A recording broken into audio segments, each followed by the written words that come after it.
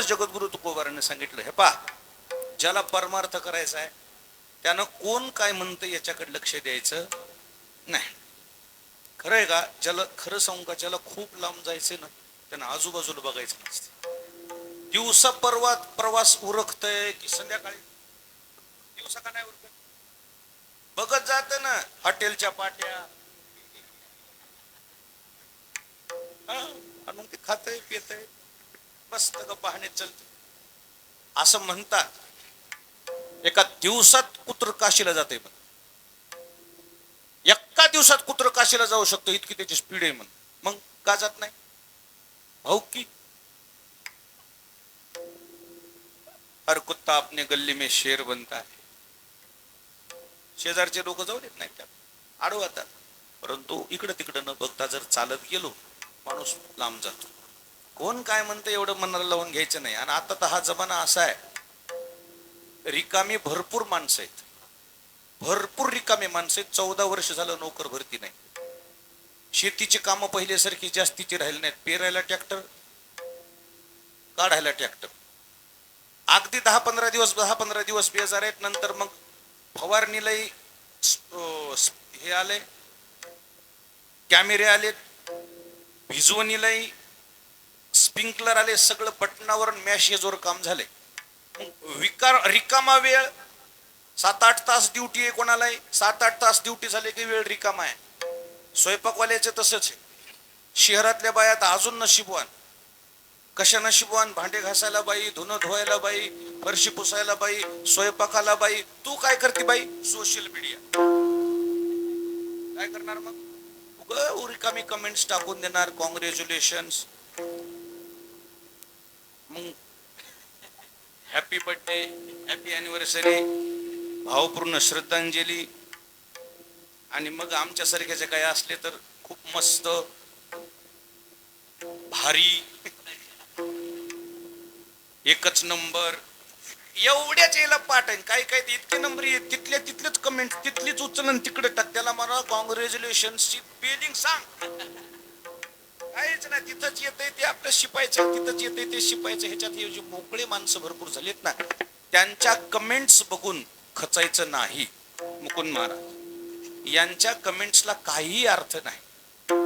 जे आपल्या विचाराचे असतील ते आपल्याला चांगलं म्हणतील, जे आपल्या विचाराचे नसतील ते आपल्याला वाईट म्हणतील. त्यांच्या वाईट म्हणण्यावर काही अवलंबून नाही. त्यांच्या वाईट म्हणण्यानं आपण वाईट होणार नाहीत आणि त्यांच्या चांगल्या म्हणण्यानं आपण चांगले होणार नाहीत. आपल्याला कळलं पाहिजे आपण चांगले आहेत का वाईट आहे. समाजाचं काय घेणं, काय घेणं ते नाही कोणाचं. मन जाणे पापा, तुका म्हणे माय बापा. समाजामध्ये एखादा विषय निघाला, ते विषय निघाल्यावर आपल्याला खाली बघायची मान येऊ, खाली बघायची वेळ येऊ नये. असे निटरपणे आपली मान राहावं ही आपल्या चांगुलपणाची पावती आहे. लोकांनी पावती कोणी द्यायची काही गरज नाही, सर्टिफिकेट द्यायची काही गरज नाही. तुम्ही किती चांगले ते किती वाईट आहे. तुमचं मन कुठंच तुम्हाला कानकोंड वाटू नये. कीर्तनकाराने एखादा विषय निघाला की त्या विषय निघत असताना कीर्तनकाराचा असा डोळ्यात डोळ मानत, डोळ्यात डोळ घालून असं हसमुख तुम्हाला बसता आलं पाहिजे. इतकं निक्क वागावं लागतंय. तुम्हाला पावतीची गरज नाही समाजाच्या. जिथे विषय एखादा कोणताही निघाला, कर नाही त्याला डर नाही, असं तुम्ही जर आचरण करत असाल, तुम्हाला कोण काय म्हणतं याच्याकडे लक्ष तुम्ही द्यायचं नाही. विठाला विठाला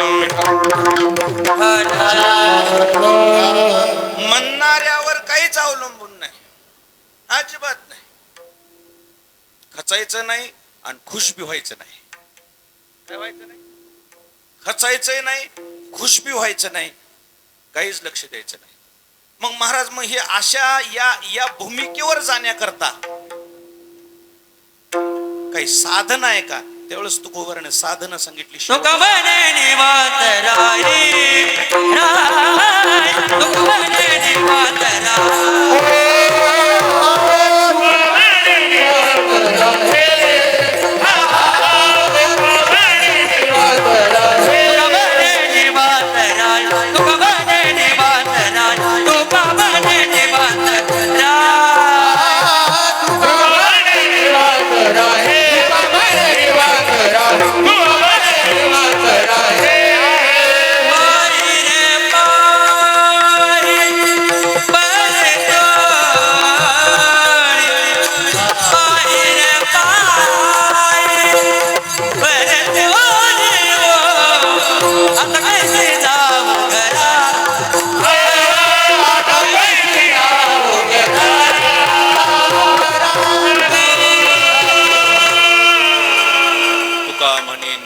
निवांत राहे. पाहिले पाहे परतोनी. मनस्थिती कोण्याही परिस्थितीमध्ये, अनुकूल परिस्थितीमध्ये आणि प्रतिकूल परिस्थितीमध्ये मनस्थिती ढासळू द्यायची नाही. श्रीमंती ढासळली वाढली याच्यावर काहीच अवलंबून नाही. मन डळमळू नये माणसाचं. मनस्थिती खचू द्यायची नाही. मनात खचलेला माणूस मैदानात खचते. विठाला विठाला खचायचं नाही. समाजाच्या पाठबळानं साहजिकच आहे तुम्हाला ऊर्जा येईल, पण आपल्या अंतःकरणातलं पाठबळ पाहिजे. अंतःकरणातली जी ऊर्जा पाहिजे ती ऊर्जा फक्त गुरुकृपेने येते. तिथं तुम्हाला त्या कृपेला प्राप्त व्हावं आणि या जीवनामध्ये निवांत राहायचं. निवांत. कसल्याच माणसाला प्रतिक्रिया द्यायची नाही. कसल्याही प्रकाराला काही जरी झालं प्रतिक्रिया द्यायची नाही. एक गोष्ट सांगतो तुम्हाला, गढूळ पाणी जर असं ठेवलं, हळूहळू हळूहळू हळू गाळ काय होत हलवीत राहिल्या ते गढूळ होते. तसं लय घरोघर गढूळ पाणी, लय गावगाव असे गढूळ पाण्याचे कॅन्ड येत. आणि मग ते का नाही, त्याला दुसरा धंदाच नाही. याच्याकडे ध्यान द्यायचं नाही. आपण आपली कॅन्ड हलू द्यायची. आपला बरोबर ते स्थिर सुचिरभूत स्वच्छ असलं पाहिजे. आपण अजिबात लक्ष द्यायचं नाही. अजिबात नाही. निवांत राह. कसली परिस्थिती आली निवांत राहायचं. तुका म्हणे निवांत राहे. पाहिले पाहे परतोनी. ठेविले अनंते तैशीची राहावे. चित्ती असू द्यावे. निवांत शब्दाचे अनेक अर्थ आहेत. ज्ञानेश्वर महाराजांना साधना करण्याकरता ठिकाण सांगितले. बाबा परी आवश्यक पांडवा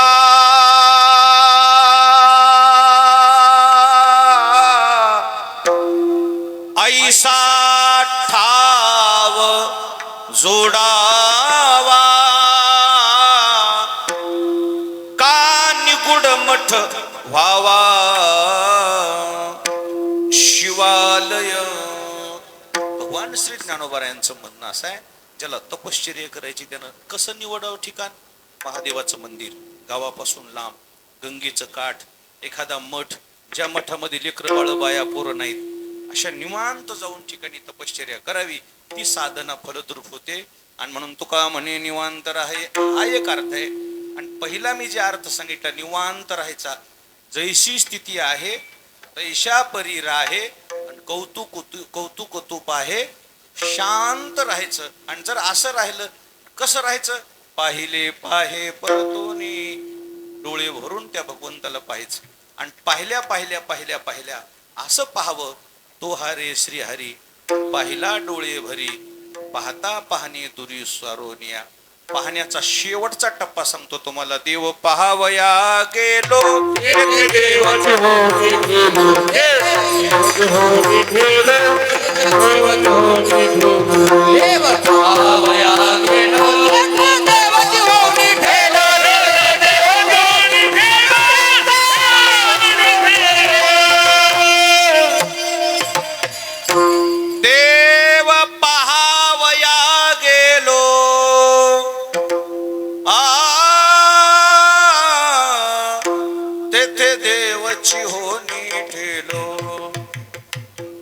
देवाला असं पाहावं. पाहता पाहता त्या स्वरूपाशी एकरूप व्हावं.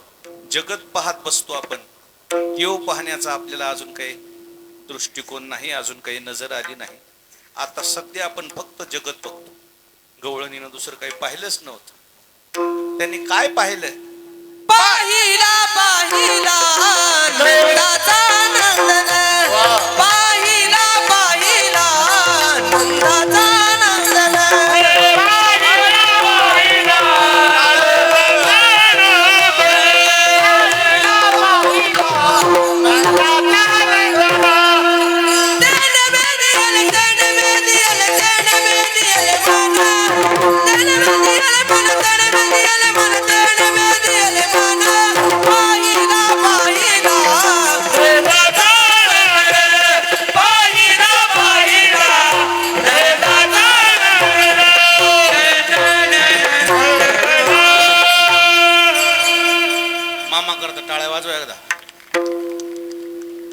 तेन वेदियल तेन वेदियल तेन वेदियल मन तेन वेदियल तेन वेदियल तेन वेदियल मन पाहिला पाहिला नंदाचा नंदन. हो वेळची भूमिका आपल्या समोर मांडली. गवळणीचं अंतकरण शुद्धीकरण झालं होतं म्हणून ते अंतकरण परमात्म्याला आवडलं म्हणून त्यांनी सांगितलं की माझं चित्त आता देवाने चोरलंय आणि जोपर्यंत तुमचं चित्त तुमच्या जवळ आहे तोपर्यंत तुम्ही काम करू शकता आणि चित्त जर तुमच्या जवळ नसेल तर तुम्ही काम करू शकत नाही. नुसत्या शरीराला काही अर्थ नाही. जवळही नाही चित्त काय मांडिलेशे. परमार्थामध्ये चित्त महत्वाचं आहे. अंतकरणामध्ये संपूर्ण सगळ्या गोष्टी अवलंबून आहेत. अंतकरणावरच अवलंबून आहे. अंतकरणानं जर तुम्हाला साथ दिली नाही तुम्ही कीर्तनात जरी बसला तर त्या बसण्याला अर्थ नाही.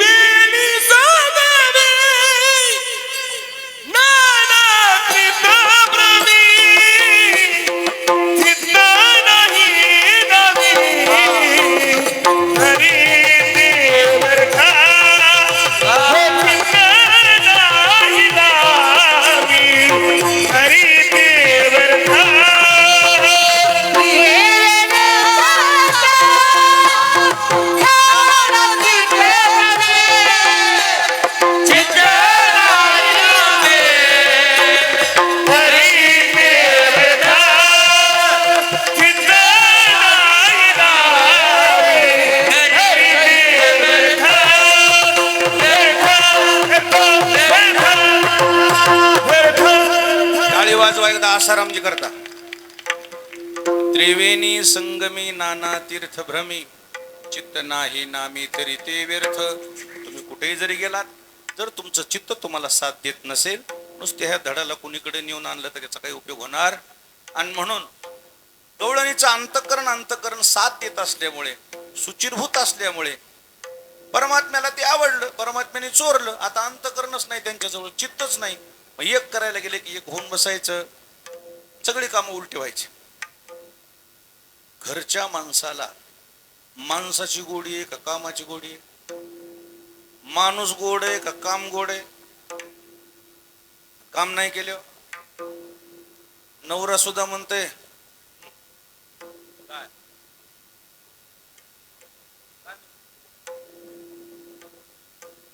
बसून कोण खाऊ घालील. बायका सुद्धा म्हणत्या महाराज लोकांना लई त्रास झाला कोरोनामध्ये. कोरोनामध्ये काय पोझिशन होते कोण विचारायला? काहीच नाही. जवळ चाले मोठा धंदा. हो कामाची गोडी आहे. घरच्या माणसाला माणसाची गोडी नाही. गवळणीच्या हातानं काम व्हायचं नाही. अंतकरण देवाजवळ आहे. नुसत्या शरीरानं थोडं काही काम होते. आणि मग एक करायला गेले की एक होऊन बसायचं. मग त्या गवळणीवर तक्रारी करायची घरचे माणसं. आणि म्हणून त्या गवळणीनं घर सोडलं. शेतात जाऊन नामस्मरण करायचं ठरवलं. गावातली लोक येणार जाणार तिला नाव ठेवायची. मग आता काय करावं? मग ती गवळण त्या शेतात बसल्या बसल्या तुकोबरायाचा धावा करून तुकोबरला म्हणते महाराज मी काय करू मला सांगा. दुसऱ्या चरणामध्ये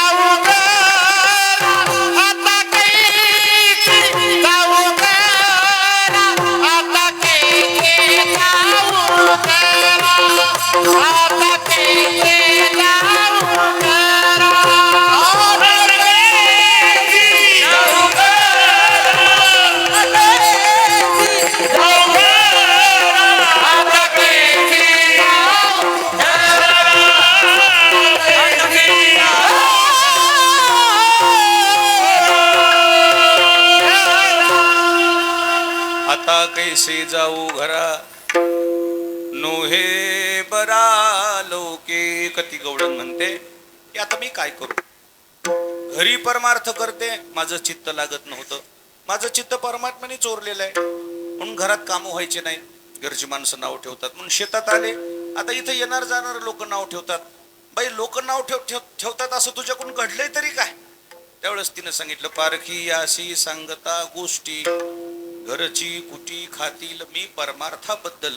काही जाणकार लोकांसोबत ज्यावेळेस काही चर्चासत्र करते त्यावेळेस घरचे माणसं त्यांना असं वाटतंय ही कंटाळवाणी आहे, हिला कामाचा कंटाळा आहे, हिला मोकळं खायला बरं वाटते, म्हणून घरची माणसं मला नाव ठेवतात, मी काय करू. आता बघा यांना सुद्धा हे येते बरं. बघा कसं म्हणते आता, पाहिला पाहिला नंदाचा नंदन,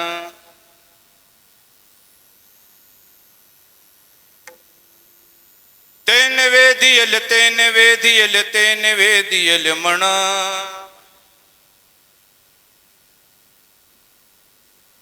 पाहिला पाहिला नंदाचा नंदन.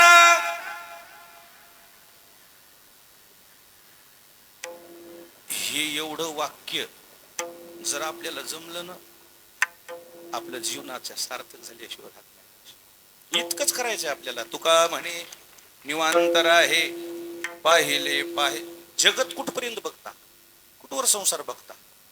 हे संसार बघता बघता माणूस रणी आले, रटकुंडी आले.